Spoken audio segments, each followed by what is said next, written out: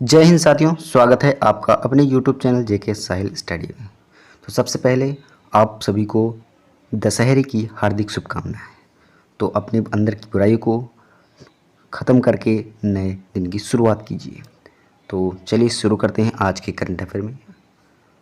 आज के current affair में हम बहुत ही महत्वपूर्ण क्वेश्चन 10 देखने वाले हैं, जिनसे क्वेश्चन जो बन सकते हैं एग्ज़ाम्स में, कम्पिटेटिव एग्ज़ाम्स में। आप जो भी एग्ज़ाम्स देंगे उनसे संबंधित जो क्वेश्चन बनेंगे उनको पढ़ेंगे। ठीक है दोस्तों, चलिए पहला क्वेश्चन है, प्रतिवर्ष विश्व पर्यावरण दिवस कब मनाया जाता है? ऑप्शन है अक्टूबर के पहले रविवार को, अक्टूबर के पहले सोमवार को, अक्टूबर के पहले मंगलवार को, अक्टूबर के पहले बुधवार को। सही आंसर क्या होगा कमेंट बॉक्स में दीजिए। चलिए, पर्यावरण दिवस, पर्यावरण दिवस मतलब होता है हैबिटेट, हैबिटेट डे। मतलब क्या है, इसमें जो निवास करने वाले लोग, शहरी लोग, ग्रामीण लोग हैं, उनके लिए यह बनाया जाता है कि कैसे जीवन यापन कर रहे हैं, उनको सुरक्षित करने के लिए, उनको सुविधाएं प्राप्त कराने के लिए यह दिवस मनाया जाता है। ठीक है तो कब मनाया जाता है? अक्टूबर के फर्स्ट सोमवार को, यानी कि अभी जो हुआ 3 अक्टूबर को। ठीक है दोस्तों, 3 अक्टूबर को था सोमवार अक्टूबर का, उसी दिन पर्यावरण दिवस मनाया जाता है। पर्यावरण में जो निवासी हैं उनके लिए यह स्पेशल दिवस मनाया जाता है, पर्यावरण दिवस। ठीक है दोस्तों, तो यहाँ पर करेक्ट आंसर हो जाएगा बी इज करेक्ट आंसर हो जाएगा अक्टूबर के पहले सोमवार को। ठीक है दोस्तों, चलिए महत्वपूर्ण क्वेश्चन जो एग्जाम्स में पूछे जाते हैं उनको हम यहाँ पर देखेंगे। पर्यावरण के ऊपर जो संकट क्या है, पर्यावरण के जो संकट आया है वह क्या है? 3C। 3C का मतलब हो गया, एक सी का मतलब हो गया कोविड-19 जो आया था, फिर दूसरे का हो गया क्लाइमेट, और तीसरे का हो गया कन्फ्लिक्ट। मतलब 3 प्रकार के संकट हैं, उसी से संबंधित है। पर्यावरण में 3 संकट आए थे 3C। ठीक है दोस्तों, और बात करें इस बार की जो थीम है पर्यावरण की, जो कि माइंड द गैप, मतलब उचित दूरी बनाए रखने। ठीक है, वही थीम थी। और बात करें इसको पहली बार कब मनाया गया था? 1986 में मनाया गया था। ठीक है दोस्तों, याद रखिएगा 1986 में पहली बार इसको मनाया गया था, पर्यावरण दिवस। ठीक है दोस्तों, चलिए अगला पॉइंट है, विश्व पर्यावरण दिवस पहली बार कब मनाया गया? पर्यावरण अलग है दोस्तों, पर्यावरण अलग है। ठीक है दोस्तों, तो पर्यावरण दिवस कब मनाया गया? 5 जून 1974 को पहली बार पर्यावरण दिवस मनाया गया था। ठीक है दोस्तों, याद रखिएगा। चलिए, विश्व जल दिवस कब मनाया जाता है? विश्व जल दिवस मनाया जाता है 22 मार्च को। कब मनाया जाता है? 22 मार्च को, याद रखिएगा विश्व जल दिवस। चलिए अगला पॉइंट है, विश्व जैव विविधता दिवस यह कब मनाया जाता है? 22 मई को मनाया जाता है, जैव विविधता। चलिए याद रखिएगा विश्व जैव विविधता 22 मार्च को मनाया जाता है। चलिए अगला पॉइंट, ओजोन संरक्षण दिवस यह कब मनाया जाता है? 16 सितंबर को। ठीक है दोस्तों, याद रखिएगा ओजोन संरक्षण दिवस यह 16 सितंबर को मनाया जाता है। क्यों मनाया जाता है? ओजोन की संरक्षण के लिए यह दिवस मनाया जाता है। ठीक है दोस्तों, चलिए अगला नेक्स्ट क्वेश्चन, हाल ही में किसे उप चुनाव आयुक्त नियुक्त किया गया है? ऑप्शन है गागर सिंह, राजपुरोहित, राजीव कुमार, रमेश सिंह, अजय कुमार। तो सही आंसर क्या होगा? चलिए कमेंट बॉक्स में दीजिए। तो बात कर लेते हैं मुख्य चुनाव आयुक्त, जो CEC का आयुक्त बनाया गया है, मुख्य चुनाव का। ठीक है दोस्तों, चीफ इलेक्शन कमीशन। चलिए, तो सही आंसर क्या होगा जाए यहाँ पर? 20 करेक्ट आंसर हो जाएगा, जिन्हें आयुक्त बनाया गया है, मुख्य चुनाव का आयुक्त। ठीक है दोस्तों, चलिए महत्वपूर्ण क्वेश्चंस जो बन सकते हैं एग्जाम में उनको देखते हैं। केंद्रीय निर्वाचन आयोग किस अनुच्छेद में? अनुच्छेद नंबर 324 में केंद्रीय निर्वाचन आयोग रखा गया है, और इसकी स्थापना 25 जनवरी 1950 को हुई थी। केंद्रीय निर्वाचन आयोग की जो स्थापना है 25 जनवरी 1950 को हुई थी, याद रखिएगा। चलिए अगला पॉइंट, पहले मुख्य निर्वाचन आयोग कौन थे? जो पहले मुख्य निर्वाचन आयोग के अध्यक्ष थे वो कौन थे? सुकुमार सेन। कौन थे? सुकुमार सेन। ठीक है दोस्तों, याद रखिएगा, ये भी कभी कभी एग्जाम्स में पूछा जाता है। चलिए अगला पॉइंट, राष्ट्रपति, विधान परिषद, लोकसभा, राज्यसभा, विधानसभा, ये इनका जो चुनाव करवाता है कौन करवाता है? कौन करवाता है? केंद्रीय निर्वाचन आयोग। ठीक है दोस्तों, याद रखिएगा, राष्ट्रपति का चुनाव, लोकसभा, राज्यसभा, विधानसभा, विधानसभा परिषद, इन सभी का जो चुनाव होता है वो केंद्र निर्वाचन आयोग करवाता है। ठीक है दोस्तों, याद रखिएगा। चलिए अगला पॉइंट है, स्थानीय निकाय का चुनाव यह किसके द्वारा कराया जाता है? राज्य निर्वाचन आयोग। ठीक है दोस्तों, और राज्य निर्वाचन आयोग यह कौन से आर्टिकल में है? 243 के आर्टिकल में है। ठीक है दोस्तों, याद रखिएगा। चलिए अगला पॉइंट है उपचुनाव आयुक्त। ये कौन है? उपचुनाव आयुक्त कौन है दोस्तों? अजय भादु। ठीक है दोस्तों, अजय भादु हैं, ये याद रखिएगा। अगला पॉइंट है दोस्तों, भारत की पहली एकमात्र महिला चुनाव आयुक्त। ये कौन है दोस्तों? रमा देवी। ठीक है दोस्तों, याद रखिएगा, रमा देवी जो भारत की पहली एकमात्र महिला चुनाव आयुक्त थी वह रमा देवी थी। ठीक है दोस्तों, चलिए अगला पॉइंट, मुख्य निर्वाचन आयुक्त का कार्यकाल कितना होता है? मुख्य चुनाव आयुक्त का जो कार्यकाल होता है वह 6 वर्ष होता है, या फिर 65 वर्ष आयु उसने पूरी कर ली हो तब इनको रखा जाता है। ठीक है दोस्तों, इनका तब तक कार्यकाल रहता है, या फिर 6 साल पूरा कर लेते हैं, या फिर 65 वर्ष की आयु पूरा कर लेते हैं तो ये कार्यकाल इतना रहता है। ठीक है दोस्तों, जो भी पहले होता है उनके अनुसार इनका कार्यकाल रहता है। चलिए अगला क्वेश्चन है, FIBA महिला बास्केटबॉल विश्व कप 2022 का खिताब किसने जीता है? ऑप्शन है रूस, चीन, जापान, अमेरिका। सही आंसर क्या होगा? कमेंट बॉक्स में दीजिए। चलिए महिला बास्केटबॉल वर्ल्ड कप 2022 इसका आयोजन कहाँ पर हुआ? सिडनी, जो कि ऑस्ट्रेलिया में है। याद रखिएगा कहाँ पर आयोजन हुआ? सिडनी, जो कि ऑस्ट्रेलिया में है। और यह इस बार का कौन सा संस्करण है? 19वां संस्करण है, याद रखिएगा। ठीक है दोस्तों, और बात करें किसके किसके बीच ये बास्केटबॉल जो विश्व कप हुआ है, किसके किसके बीच हुआ? USA और चाइना के बीच हुआ है फाइनल जो हुआ है। और इसमें जो विजेता हैं USA, अमेरिका है, और उप विजेता की बात करें तो चाइना है, याद रखिएगा। तो यहाँ पर करेक्ट आंसर अमेरिका है, डी इज करेक्ट आंसर। यहाँ पर चीन उप विजेता है, याद रखिएगा। चलिए अगला, विश्व एथलेटिक चैंपियनशिप 2022 कहाँ आयोजित किया गया दोस्तों? और इसमें पहले रैंक पर कौन है? तो USA है। कौन है? विश्व एथलेटिक चैंपियनशिप 2022 की जो आयोजन हुआ है वो USA में हुआ, और इसमें पहली रैंक पर भी USA ही है, अमेरिका ही है। ठीक है दोस्तों, याद रखिएगा। चलिए ब्रिक्स 2022 की अध्यक्षता किसने की? 14वां जो सम्मेलन हुआ था वो चाइना में हुआ था, और जो 13वां हुआ था वो इंडिया में हुआ था, याद रखिएगा। ब्रिक्स 2022 की अध्यक्षता तो किसने की? चाइना ने की। और अगला जो होगा वह साउथ अफ्रीका का होगा। ठीक है दोस्तों, 15वां जो अगले होगा ब्रिक्स का जो सम्मेलन वह अफ्रीका में होगा। ठीक है दोस्तों, चलिए अगला है, विश्व बैडमिंटन चैंपियनशिप 2022 किसने जीता है? तो विक्टर एक्सेल्सन ने जीता है। किसने जीता है? Viktor Axelsen. चलिए अगला पॉइंट, विश्व महिला बॉक्सिंग चैंपियनशिप 2022 किसने जीता है? तो इसने जीता निकहत जरीन। विश्व महिला बॉक्सिंग चैंपियनशिप 2022 निकहत जरीन ने जीता है। और ये आयोजन कहाँ पर हुआ था? बॉक्सिंग चैंपियनशिप 2022 का तुर्की, कहाँ पर हुआ था? तुर्की में हुआ था, ये याद रखिएगा। चलिए अगला क्वेश्चन, चौथा क्वेश्चन है, 4 अक्टूबर 2022 को केंद्रीय शिक्षा मंत्री जो कि कौन है? धर्मेंद्र प्रधान। ठीक है दोस्तों, इन्होंने भारत के दूसरे राष्ट्रीय आदर्श विद्यालय का उद्घाटन कहाँ किया है? ऑप्शन है श्रृंगेरी, द्वारकापुरी और उज्जैन। सही आंसर क्या होगा? कमेंट बॉक्स में दीजिए दोस्तों। चलिए तो राष्ट्रीय आदर्श वेद विद्यालय कहाँ पर स्थापित हुआ? पहला उज्जैन में। ठीक है दोस्तों, याद रखिएगा। और सेकंड की बात करें जो कि उड़ीसा में, पूरी उड़ीसा में स्थापित किया गया था राष्ट्रीय आदर्श वेद विद्यालय।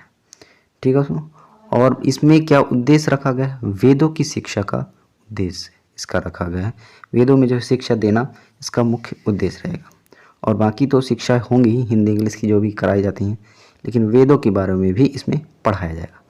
और कौन कौन से विद्यालय में स्थापित किया जाएगा? कहाँ पर स्थापित किया जाएगा? केंद्रीय संस्कृत विद्यालय परिषदों में। ठीक है दोस्तों, केंद्रीय विद्यालय जो हैं उनमें यह पढ़ाया जाएगा।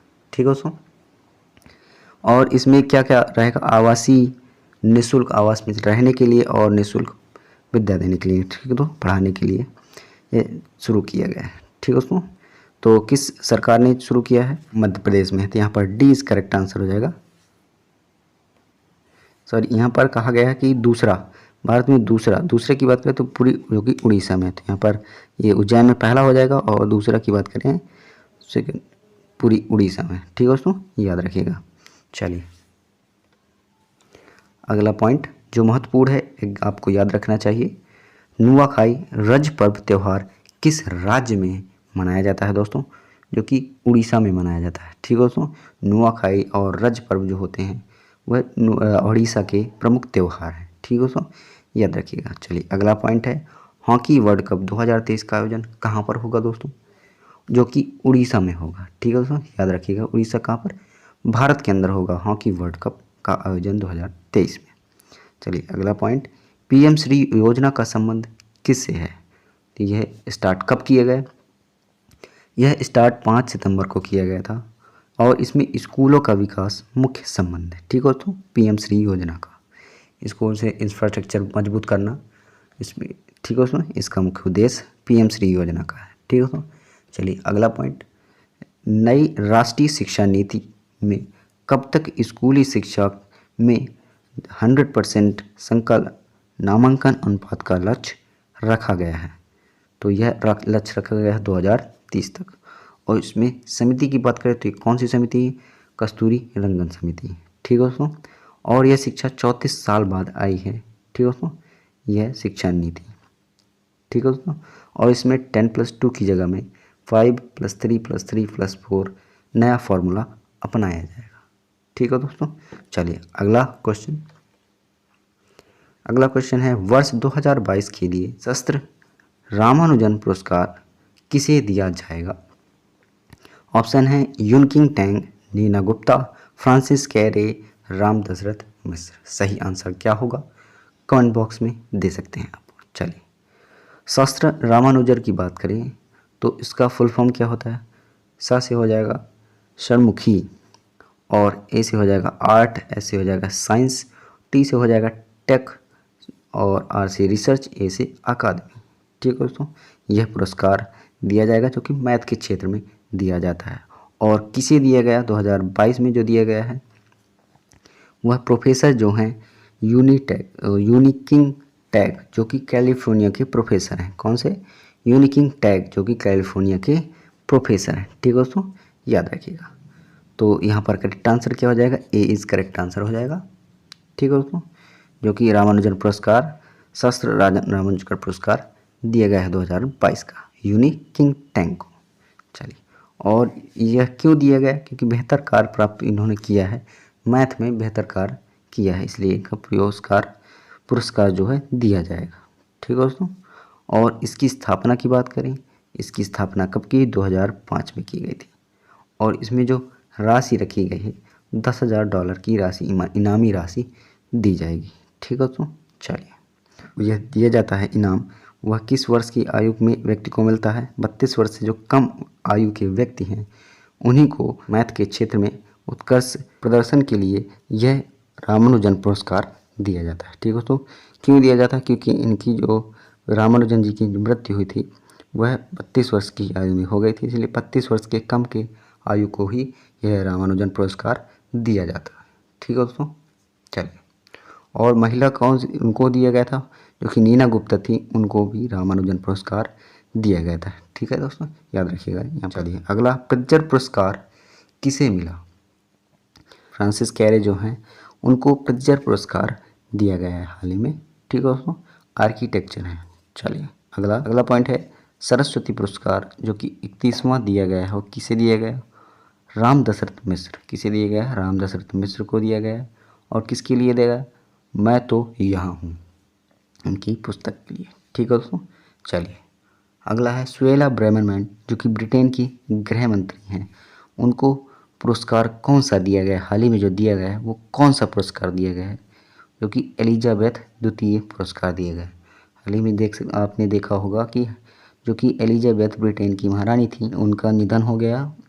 ठीक है दोस्तों, एलिजाबेथ द्वितीय का, उन्हीं के नाम पर यह पुरस्कार रखा गया, एलिजाबेथ द्वितीय पुरस्कार। ठीक है दोस्तों, और यह पहली बार दिया गया है। ठीक है दोस्तों, सुएला ब्रेमरमैन जो कि ब्रिटेन की हाल ही में जो गृह मंत्री हैं उनको दिया गया है। चलिए अगला पॉइंट, जेलेंस्की यूक्रेन के राष्ट्रपति को कौन सा पुरस्कार मिला?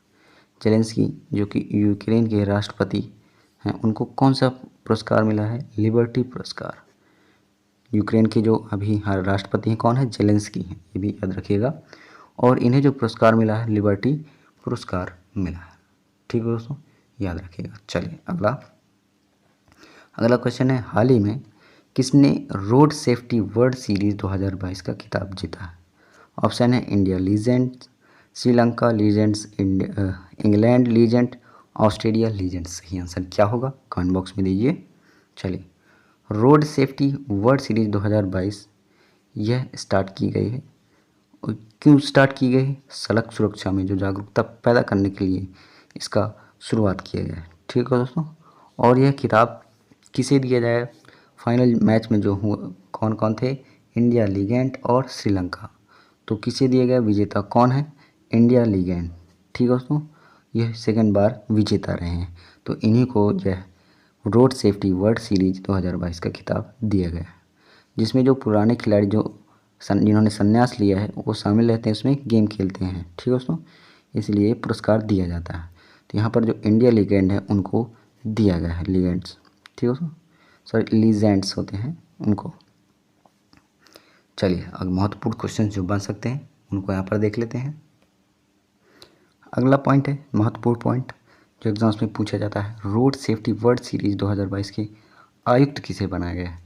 जो कि सुनील गावस्कर हैं, जो कि प्रमुख, बहुत ही महत्वपूर्ण, बहुत ही प्रसिद्ध खिलाड़ी थे क्रिकेट के सुनील गावस्कर, उनको आयुक्त बनाया गया। और ब्रांड एम्बेसडर किसे बनाया गया? सचिन तेंदुलकर। ठीक है दोस्तों, इनको दिया गया, ब्रांड एम्बेसडर बनाया गया सचिन तेंदुलकर। ये भी क्रिकेट के बहुत ही महानतम खिलाड़ी थे। ठीक है दोस्तों, चलिए अगला है, हाल ही में एशिया कप 2022 के विजेता कौन है और किसको हराकर जीता है? श्रीलंका ने जीता है पाकिस्तान को हराकर। हाल ही में जो एशिया कप हुआ है 2022 में, उसके विजेता श्रीलंका है। ठीक है दोस्तों, चलिए अगला, हाल ही में महिला वर्ल्ड कप विजेता कौन है दोस्तों? ऑस्ट्रेलिया। याद रखिएगा, हाल ही में जो महिला वर्ल्ड कप हुआ है उसके विजेता ऑस्ट्रेलिया है। चलिए अगला पॉइंट, IPL 2022 कौन से क्रम का? इस बार जो IPL 2022 हुआ है वो कौन से क्रम का है और कहाँ पर हुआ है? यह हुआ है गुजरात में। और किसने जीता ये भी देखना है इसमें। तो यह 15वें नंबर का है। इस बार का जो IPL 2022 हुआ है गुजरात में आयोजित हुआ है, और इसकी विजेता कौन है? 10 टीम इसमें खेले गए, जो कि गुजरात ही इसका विजेता है। ठीक है दोस्तों, और इसमें नई टीम की बात करें, लखनऊ इसमें नई टीम है IPL। ठीक है दोस्तों, याद रखिएगा।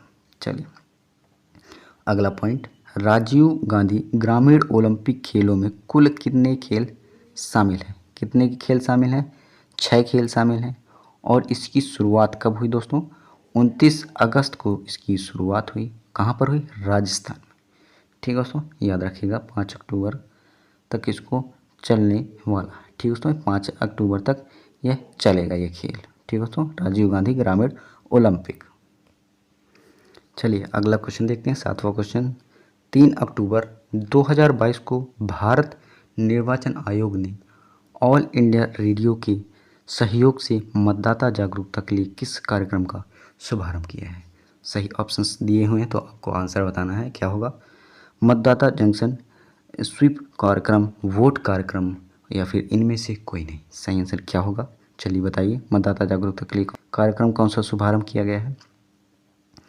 चलिए बात कर लेते हैं, निर्वाचन आयोग और IER मिलकर मतदाता जंक्शन की स्थापना की है। ठीक है दोस्तों, अभी कब की है? 3 अक्टूबर 2022 को। याद रखिएगा, ऑल इंडिया रेडियो और निर्वाचन आयोग ने दोनों मिलकर यह मतदाता जंक्शन की शुरुआत की है। और इसका जो उद्देश्य रहेगा क्या रहेगा? मतदाताओं को जागरूक करना, उनको वोट करना, कि वोट ज़्यादा से ज़्यादा करें, इसका मुख्य उद्देश्य इसमें रखा गया। ठीक है दोस्तों, और ये हर शुक्रवार को प्रोग्राम इसमें आएगा, टीवियों में, रेडियो में, सभी जगह प्रकाशित होगा। याद रखिएगा, 7 अक्टूबर से पहला प्रोग्राम होने वाला। ठीक है दोस्तों, और ये 15-15 मिनट का आएगा। ठीक है दोस्तों, याद रखिएगा। तो यहाँ पर करेक्ट आंसर हो जाएगा ए इज़ करेक्ट आंसर, मतदाता जंक्शन स्टार्ट किया गया है। ठीक है दोस्तों, कार्यक्रम जो कि रेडियो में, टीवियों में देखिए आपको देखने को मिल जाएगा। ठीक है दोस्तों, 3 अक्टूबर से इसको निर्वाचन आयोग ने शुभारंभ कर दिया। इसका प्रकाशन पहला होगा 7 अक्टूबर को, याद रखिएगा। चलिए, भारत में कुल कितने शास्त्रीय भाषाएं हैं? कितनी हैं? 6 शास्त्रीय भाषाएं हैं। कौन कौन सी हैं? तमिल है, तेलुगु है, मलयालम, कन्नड़ है, संस्कृत और उड़िया। ये 6 प्रकार की जो भारत की कुल शास्त्रीय भाषा कहलाती हैं। ठीक है दोस्तों, याद रखिएगा। सबसे पुरानी कौन है? तमिल, 2004 की है, याद रखिएगा। चलिए, अगला SVEEP स्वीप किससे संबंधित है?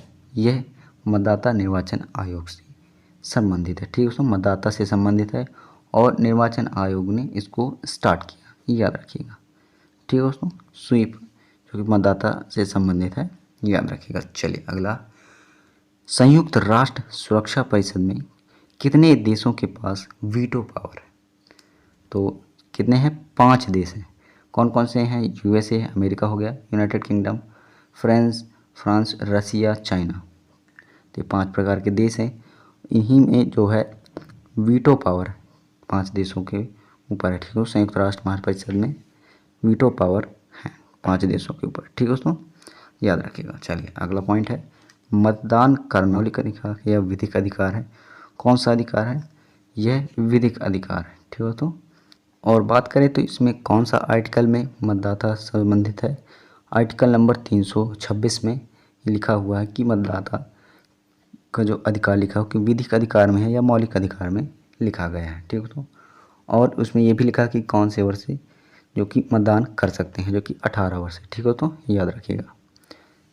चलिए, अगला क्वेश्चन दोस्तों, 1 से 7 अक्टूबर 2022 तक कहाँ पर 15वें अंतर्राष्ट्रीय सूफी रंग महोत्सव 2022 का आयोजन किया जा रहा है? कहाँ पर आयोजन किया जा रहा है? ऑप्शन है गांधीनगर जो कि गुजरात में, अम्बाला हरियाणा में, अजमेर राजस्थान में, पटना बिहार। सही आंसर क्या होगा? कमेंट बॉक्स में दीजिए। चलिए, बात कर लेते हैं जो कि पहला युद्ध हुआ था वह कब हुआ था? तराइन का 1191 में हुआ था। ठीक है दोस्तों, और जो तराइन का युद्ध किसके बीच हुआ था? मोहम्मद गौरी और पृथ्वीराज चौहान की, और जिसमें कौन जीता था? पृथ्वीराज चौहान जीता था। ठीक है दोस्तों, और बात करें तराइन का दूसरा युद्ध 1192 में हुआ था। 1191 में पहला और 1192 में तराइन का दूसरी युद्ध हुआ, और जिसमें मोहम्मद गौरी जीता था। ठीक है दोस्तों, इन दोनों के बीच में मोहम्मद गौरी जीता था। पहले कौन जीता था? पहले में पृथ्वीराज, फिर दूसरे में मोहम्मद गौरी जीता था। ठीक है दोस्तों, ये सूफी जो है इन्हीं से संबंधित है। ठीक है दोस्तों, और तो इसका सही आंसर क्या हो गया दोस्तों? अजमेर राजस्थान में। ठीक है दोस्तों, राजस्थान में इसका आयोजन किया गया अंतर्राष्ट्रीय सूफी रंग महोत्सव, और कौन सा है इस बार? 15वें नंबर का है। ठीक है दोस्तों, याद रखिएगा। ख्वाजा मोइनुद्दीन चिश्ती भारत आए थे, वह अजमेर में अपनी दरगाह स्थापित की थी। ठीक है दोस्तों, याद रखिएगा।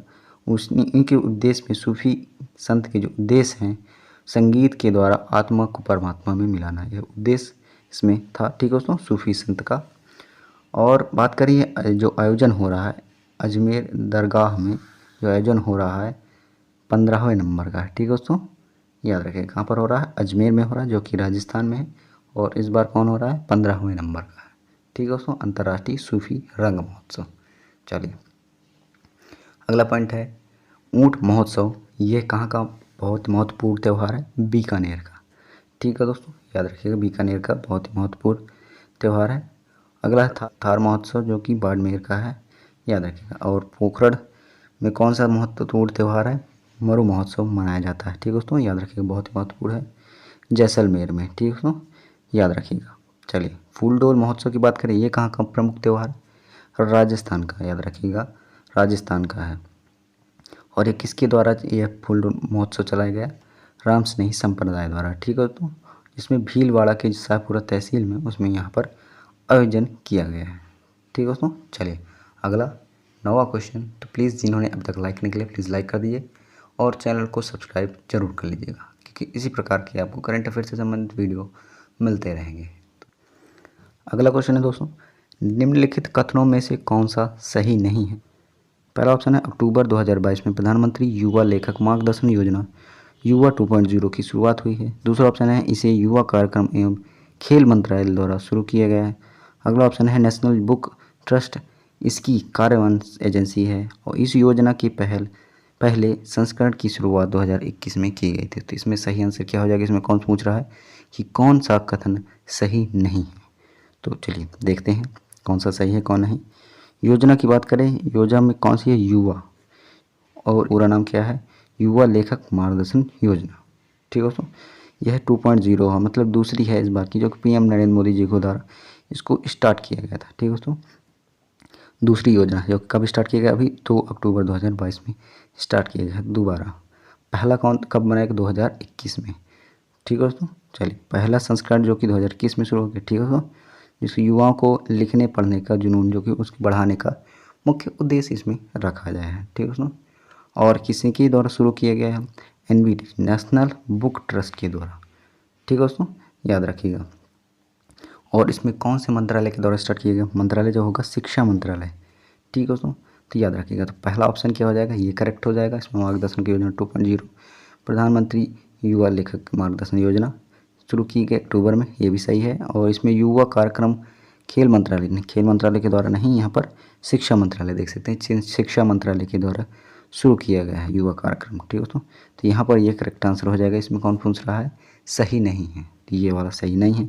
अगला क्या है, नेशनल बुक ट्रस्ट, इसकी कार्यान्वयन एजेंसी है, सही बात है। यहाँ पर नेशनल बुक ट्रस्ट जो एजेंसी है इनके द्वारा इनको शुरू किया गया है, ये भी सही है। इस योजना के पहले संस्करण की शुरुआत 2021 में की गई थी, तो ये भी सही है। तो यहाँ पर जो नहीं, मतलब इसमें सही नहीं है, तो 20 करेक्ट आंसर हो जाएगा। ठीक है दोस्तों, चलिए महत्वपूर्ण क्वेश्चन जो बन सकते हैं उनको यहाँ पर देख लेते हैं। युविका कार्यक्रम किस संस्था से संबंधित है, ISRO, Indian Space Research Organisation संस्था के द्वारा संबंधित है। ठीक है दोस्तों, युविका कार्यक्रम। ठीक है दोस्तों, अब इसका फुल फॉर्म क्या होता है, युवा वैज्ञानिक कार्यक्रम, युविका का फुल फॉर्म होता है, याद रखिएगा। चलिए अगला है आज़ादी का अमृत महोत्सव, यह शुरू कब किया गया दोस्तों, इसको शुरू किया गया 12 मार्च 2021 में, और इसका लक्ष्य कब तक रखा, 15 अगस्त 2023 तक, आज़ादी का अमृत महोत्सव, याद रखिएगा। चलिए अगला, स्वच्छ भारत मिशन, यह कब शुरू किया गया, यह शुरू किया गया 2 अक्टूबर 2014, और कब तक, 2 अक्टूबर 2019 तक इसको स्वच्छ भारत मिशन शुरू किया गया था। ठीक है, याद रखिएगा। चलिए अंतर्राष्ट्रीय बुकर पुरस्कार किसे प्रदान किया गया, गीतांजलि श्री को, किसे दिया गया पुरस्कार, ये अंतर्राष्ट्रीय बुकर पुरस्कार जो कि गीतांजलि श्री को दिया गया, किसके लिए गया, रेत की समाधि इनकी पुस्तक है उसकी संबंधित इनको दिया गया है। ठीक है दोस्तों, याद रखिएगा। चलिए लास्ट क्वेश्चन बढ़ने से पहले प्लीज़ आपसे रिक्वेस्ट है कि प्लीज़ लाइक कर दीजिए, चैनल को सब्सक्राइब जरूर से जरूर करिए, इसी प्रकार के वीडियो आपको मिलते रहेंगे। चलिए भौतिक फिजिक्स में वर्ष 2022 का नोबेल पुरस्कार किस एक को नहीं दिया गया, तो ऑप्शन क्या है, Klaus Hasselmann, Alain Aspect, John F Clauser, Anton Zeilinger. सही आंसर क्या होगा, चलिए देखते हैं। फिजिक्स, और इसमें आपको ट्रिक भी बताऊंगा, नोबेल पुरस्कार कैसे याद करना है आपको 2022 का। ठीक है दोस्तों, चलिए इसको स्टार्ट किया गया 10 दिसंबर को। ठीक है दोस्तों, और इसकी शुरुआत 1901 में हुई थी, और इसमें 6 क्षेत्रों में दिया जाता है नोबेल पुरस्कार। ठीक है दोस्तों, और 1968 के अर्थशास्त्र में नोबेल पुरस्कार की, अर्थशास्त्र में बात करें तो अर्थशास्त्र में नोबेल पुरस्कार शुरू हुई 1968 में, और ये फिजिक्स में 1901 में शुरू की गई फिजिक्स के नोबेल पुरस्कार में। ठीक है दोस्तों, फिजिक्स भौतिक। ठीक है दोस्तों, चलिए तो इसमें जो किसे मिला है, एलियन एक्सपेक्टर को मिला है, जॉन एफ क्लॉजर को मिला है, और एंटो गिजिंगर को मिला है, और किसे नहीं मिला, क्लॉस हॉसेलमैन को नहीं मिला है। ठीक है दोस्तों, ये फिजिक्स के महानतम वैज्ञानिक हैं, इनको मिला है नोबेल पुरस्कार। चलिए देख लेते हैं इसकी ट्रिक आपकी बताऊंगा कौन कौन से। जिंगर, देखिए इनको मिल गया, जिलिंगर इनको मिल गया है, alien expect John F closure को मिला है, तीनों को मिला है, और यहाँ पर क्लॉस को नहीं मिला गया। ठीक है दोस्तों, क्लॉस होल्समैन को नहीं मिला है यह पुरस्कार, और 2022 में मिला, याद रखिएगा। क्वांटम मैकेनिक्स के लिए इनको दिया गया पुरस्कार। ठीक है दोस्तों, याद रखिएगा, पूछ सकता है कि कौन से किस क्षेत्र में दिया गया, क्वांटम मैकेनिक्स जिन से संबंधित है इसको दिया गया है इनको ये पुरस्कार। और मेडिसिन का पुरस्कार जो हाल ही में मिला गया है, स्वाति पाबू। ठीक है दोस्तों, मेडिसिन के क्षेत्र में जो नोबेल पुरस्कार मिला गया है अभी हाल ही में जो दिया गया है, स्वाति पाबू को दिया गया है। ठीक है दोस्तों, याद रखिएगा। इसको याद करने की मैंने ट्रिक बताई थी पिछले वीडियो, आप जाकर देख सकते हैं। आईटप पे भी जा सकते हैं या फिर आप लिंक डिस्क्रिप्शन में वहाँ पर भी जा कर देख लीजिएगा। इसकी ट्रिक मैंने बताकर वहाँ पर रखी है। चलिए इसकी ट्रिक देख लेते हैं जो 2022 में फिजिक्स में जिसको मिला है उसकी देखते हैं। अगर एलियन आपके क्लोज आ जाएं तो फिजिक्स की ऐसी तैसी हो जाएगी। ठीक है दोस्तों, ऐसे आप इसको याद कर सकते हैं। चलिए तो यहाँ पर देख लीजिए, अगर ग से हो जाएगा जिंगर, अगर से हो जाएगा जिंगर, एलन से हो जाएगा एलेन। ठीक है दोस्तों, एलन एक्सपेक्ट हो जाएगा, और क्लोज से हो जाएगा क्लोजर, क्योंकि जॉन एफ क्लोजर इनको मिला गया किस क्षेत्र में, फिजिक्स के क्षेत्र में। तो ये थी इसकी ट्रिक। तो आज इतना ही इस वीडियो में, तो मिलते हैं अगले वीडियो पर। आशा करता हूँ आपको वीडियो अच्छा लगा होगा, तो लाइक करिएगा, कमेंट करिएगा और ज़्यादा से ज़्यादा शेयर करिएगा। मिलते हैं अगले वीडियो पर। Thanks for watching. जय हिंद, वंदे मातरम।